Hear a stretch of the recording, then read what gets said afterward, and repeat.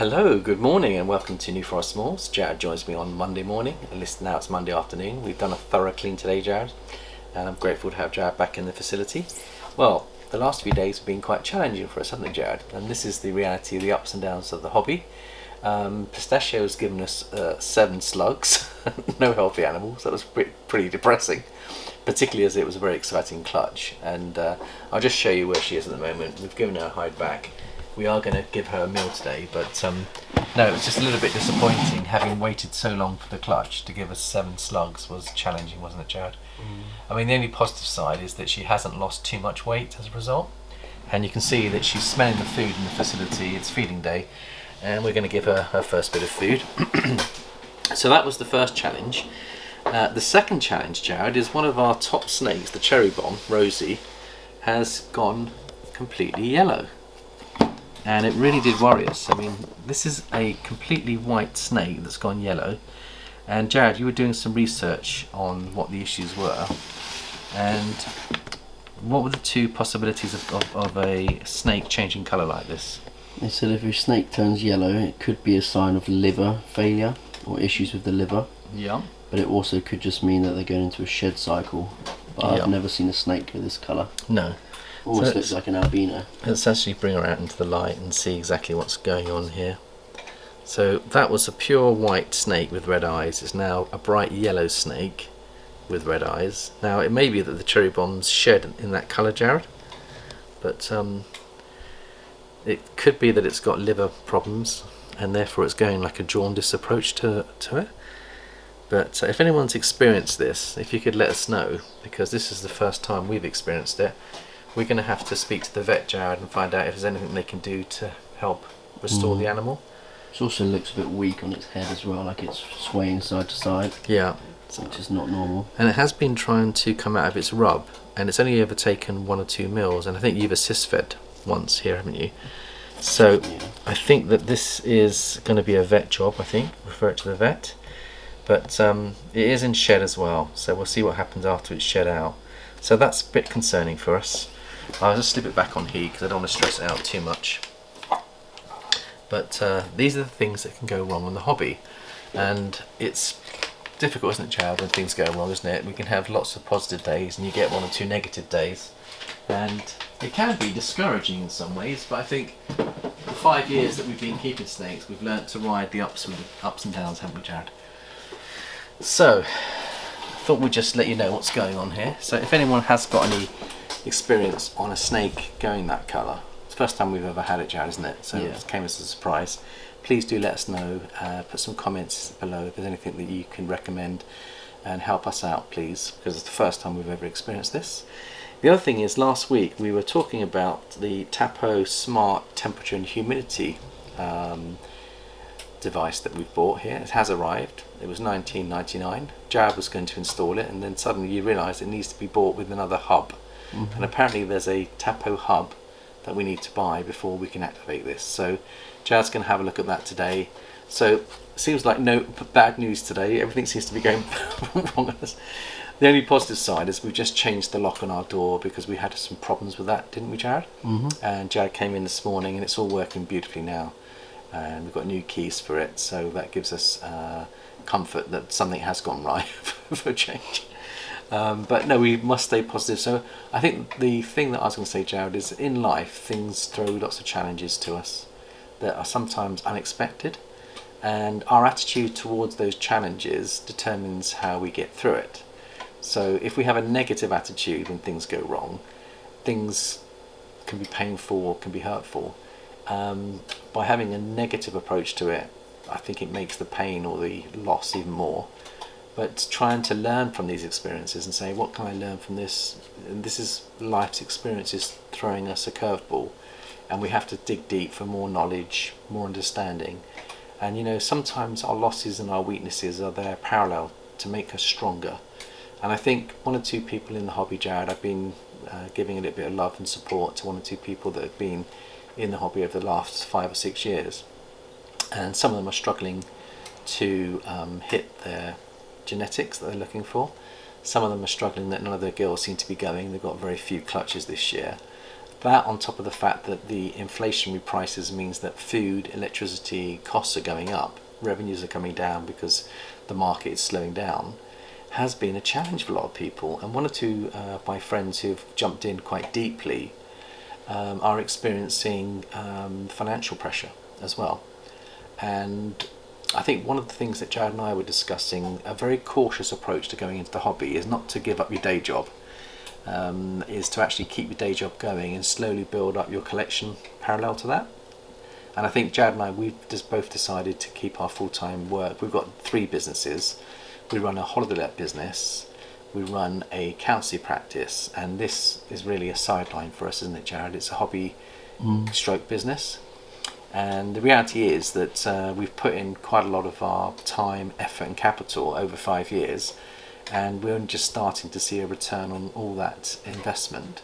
And I think really you've got to look at this realistically. It does take 5 or 6 years to start to turn the horizon of cash flow coming in after so much going out. And of course the thing that was always challenging is that genetics are getting stronger and better. The market is becoming much more flexible in price determination and costs. So I think there are some extra challenges, and I think anyone that was planning to go into it full time could feel disappointed right now, because the reality is it's much harder to make a profit and a living out of this. Fortunately, we've got other businesses that keep us going, Jared, isn't it? But the reality is we've not taken any wage off this business. It's all been sweat equity. We're building something for the future. So I think the thing I look at is build your foundation, which is getting your higher end genetics, keep working those genetics to the point where your collection becomes stronger and more refined. The genetic power is going to be strong, and then when the market does pick up, you're going to be in a good position to produce the animals that the market requires. So Jared and I also had a very in-depth conversation today about how we can improve the running of the facility, and we've realised that we're carrying probably 25 snakes over the last year or two that are really wholesale quality. So Jared's got a couple of outlets that we're going to be looking at, maybe presenting on a group basis some wholesale animals under a really good price for them to then be retailed to the pet market. And what that will do is it will take 25 animals off us, which will then allow us to focus on our new exciting new hatchlings coming up. Today is feeding day. We've got a whole bunch of things to feed, Jared. The focus is going to be working on clutches 20 to 25. These are the ones that I think Jared and I are going to put more attention into, and then I'm going to be taking care of the other hatchlings who have already got into 5, 6, 7, 8, 9 mils, and they'll be easy to feed. And Jared is our specialist when it comes to the hatchlings that haven't eaten. So you'll be focusing on those this afternoon. I'll be focusing on any girls. For example, Pistachio hasn't eaten, so I'll be focusing on her. We've got 2 or 3 girls that are picky eaters, and the strategy is that even though we like to feed a decent meal every 2 weeks, some of the girls just won't take a big meal, will they, Jared? So I think giving a smaller prey item like a multi about that size, if we feed them every 10 days, they'll get the chance to digest and they'll get a chance to build. But if we were to feed a smaller prey item to these girls every 2 weeks, they'll never get up to size. So I think the strategy that me and Jared are going to adopt is any fussy eaters, any girls that, for example, Sif. Let's just bring Sif out a second, Jared. Have a look at her. We've had her nearly 4 years, Jared, haven't we? She's a high-end VPI Exantic pied girl, and if we bring her out, she took a large multi, Jared, an extra large multi, and you can see that she is building nicely. And I haven't weighed her lately, but I think she's got to be close to 1,000 grams. So the strategy is, how do we get her up to breedable size in the next 3 or 4 months? So what we'll do, Jared, is I'm just going to weigh her,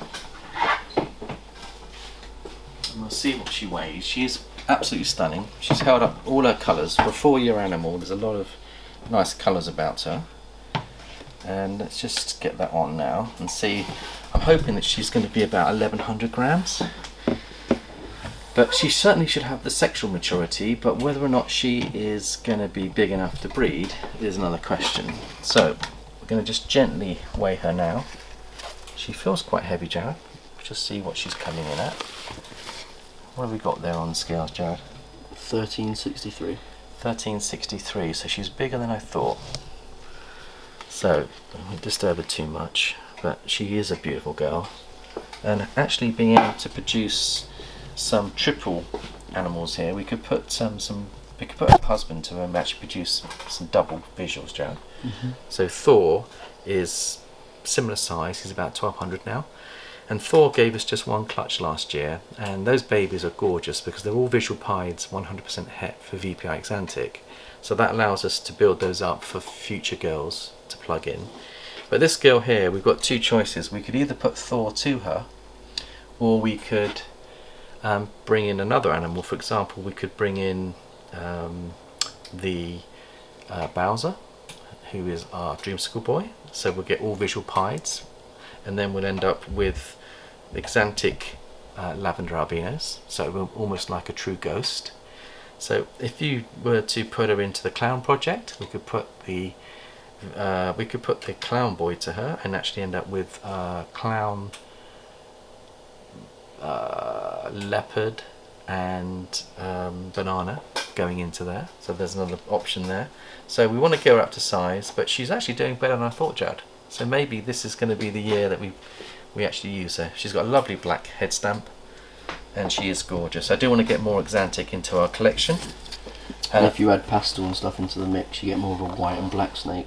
Yeah. Do you know if you put hypo with Exantic, Jared, you get what they call a true ghost, and that's the hypo pied. So if we've got a hypo pied boy, we haven't got a hypo pied boy, but we're hoping that we've got Archie, who is a hypo Het pied. het pied. We think he's het pied anyway, but whether he is or not, I don't know. But we'll just show you what he looks like. So you'd end up with, I think he's going into shed. You'd end up with a hypo Exantic pied. Could look very beautiful, Jared. So that's where some people are going. So we want to get plenty of hypo in. The other option we've got is we could put the DG pied boy to her. That could be a great call. DG Exantic pieds would be lovely because he is a double recessive DG pied. So to me, we end up with visual pieds that are double het for DG and Exantic. That could be a good call. Yeah.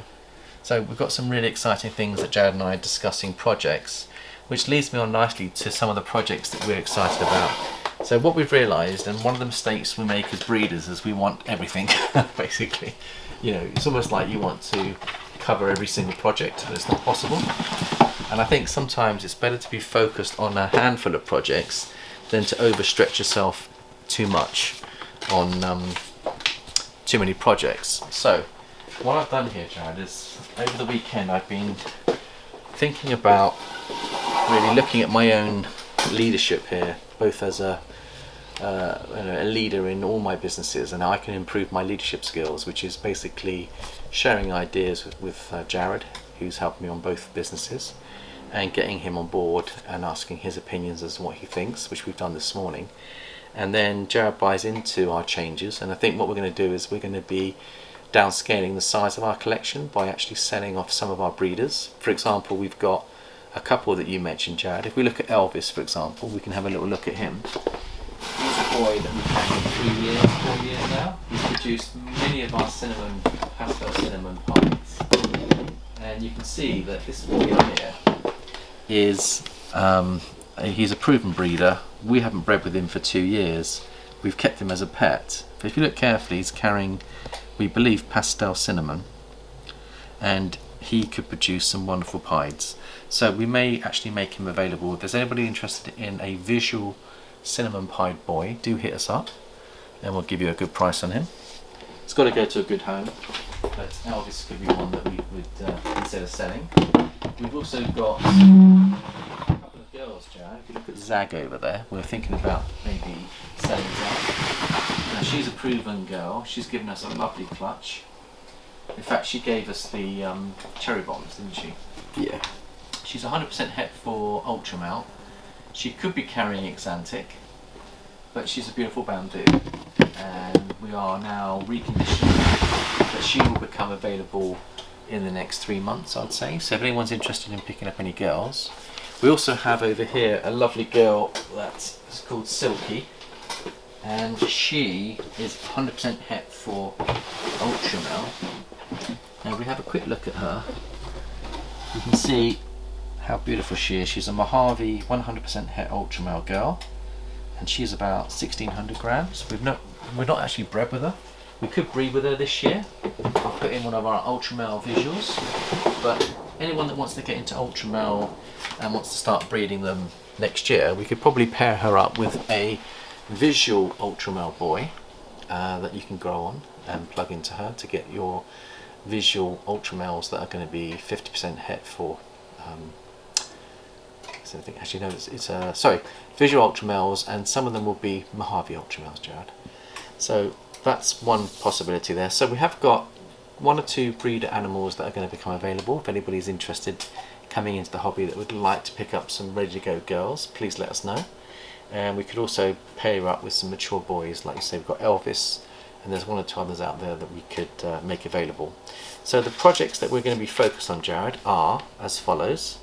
We've got the DG Clown, which I think is got to be high on the list of projects. We've got the DG Pied, again that would be a nice project to get into. We've got the Holy Grail, which we're working on, building blocks. We've got the Ultramel Pied multiple combos, so we're going to try and get gravel, yellow belly, pastel, a whole host of extra genetics going into that Ultramel Pied project. And we also want to get that into the Ultramel Pied Clown, so we'll cross that in.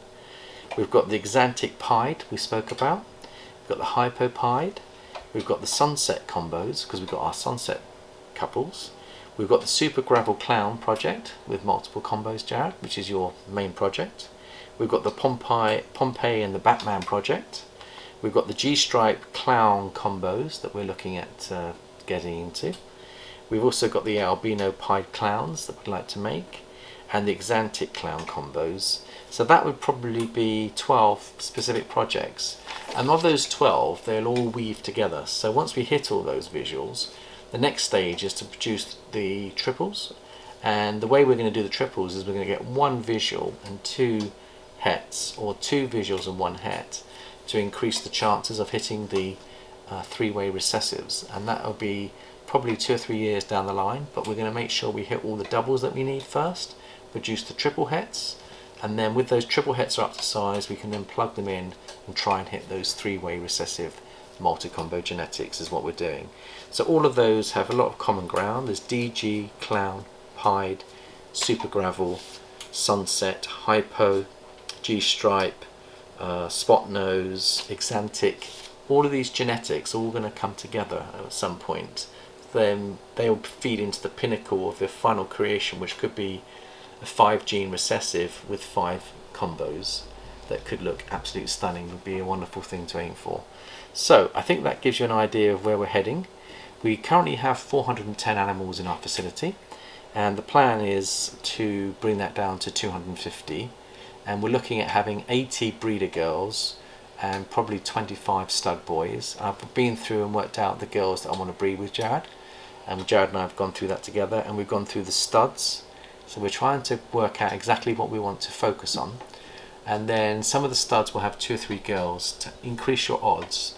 For example, we've got a couple of projects. We've got 2 double het females on the DG Pied project. We've got 2 double het females on the DG Clown project, and we're putting high-end boys to both of them. That should help our odds.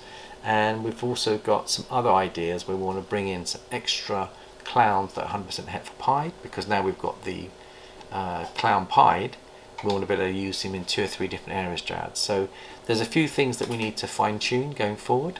So we will be spending some money this year on collecting further genetics that we need, but we are getting focused on producing those high-end animals. So that's the name of the game, Jared. Is there anything you wanted to mention at all, Jared, yourself? Nope. No? So I think it's about lunchtime now. I hope everyone's had a nice weekend. Have a lovely week. Thank you for your love and support, and we shall see you next time. Bye bye for now.